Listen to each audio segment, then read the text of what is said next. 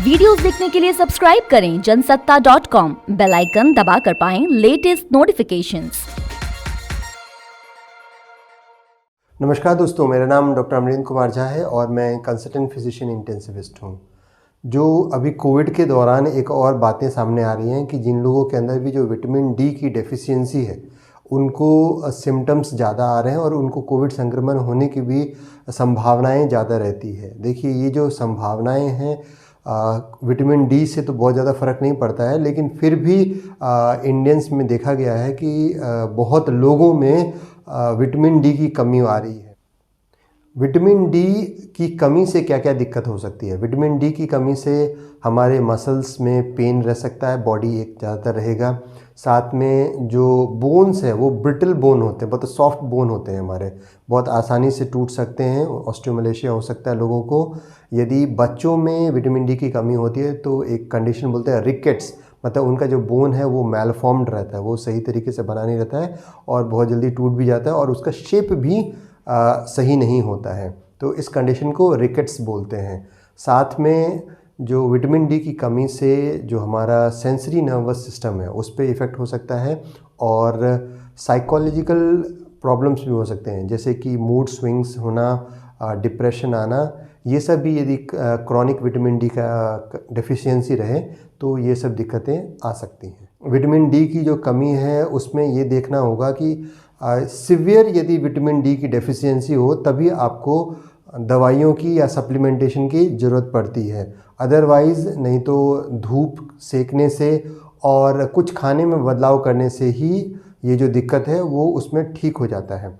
जो वैल्यूज़, जो blood test के जो वैल्यूज़ हैं वो इंटरनेशनली अलग होते हैं और हमारे देश में क्योंकि हमारे ज्योग्राफी अलग है, हमारा स्किन टेक्सचर अलग है, तो इसीलिए जो वैल्यूज़ हैं यदि इंडियंस में 10 नैनोग्राम से नीचे होता है तो वो सीवियर है, जबकि जो वेस्टर्न डाटा बताता है कि यदि 20 नैनोग्राम से नीचे है तो फिर ये सीवियर है। तो हमारे यहाँ सीवियरिटी का मतलब less than 10 nanogram per ml जो है वो वैल्यू होना चाहिए ब्लड टेस्ट का विटामिन डी लेवल।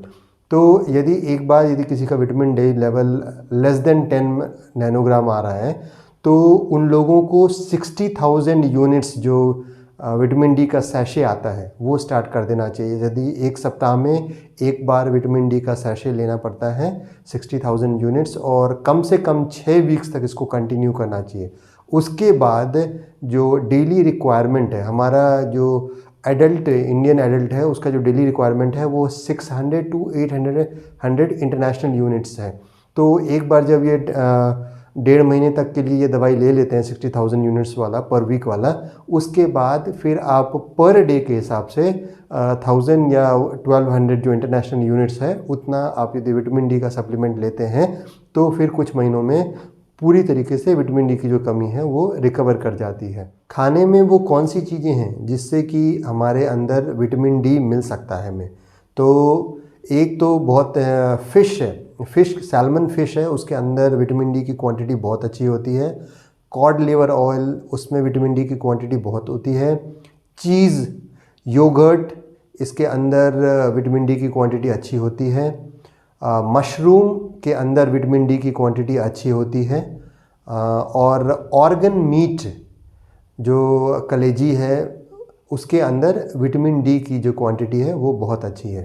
तो एक तो हम लोग को हर दिन आधा घंटा लगभग धूप में समय बिताना चाहिए और साथ में ये जो फूड्स हैं इन फूड्स की भी क्वांटिटी हमें अपने खाने में बढ़ाना पड़ेगा जिससे कि हमें विटामिन डी का जो सप्लीमेंट मिल सके।